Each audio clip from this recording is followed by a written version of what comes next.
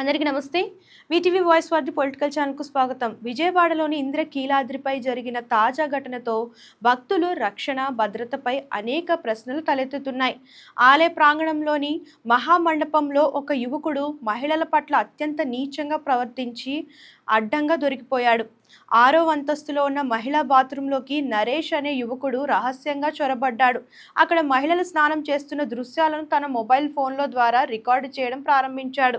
లోపలున్న మహిళలు గమనించి ఒక్కసారిగా కేకలు వేయడంతో విషయం వెలుగులోకి వచ్చింది.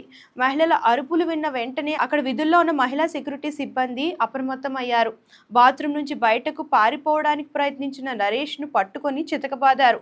అనంతరం పోలీసులకు సమాచారం అందించారు. ఘటనా స్థలానికి చేరుకున్న వన్ టౌన్ పోలీసులు నిందితుడిని అదుపులోకి తీసుకొని పోలీస్ స్టేషన్కు తరలించారు. పోలీసుల విచారణలో నిందితుడు విజయవాడలోని చిట్ నగర్ ప్రాంతానికి చెందిన నరేష్గా గుర్తించారు. అతని ఫోన్ను స్వాధీనం చేసుకున్న పోలీసులు అందులోని డేటాను పరిశీలిస్తున్నారు.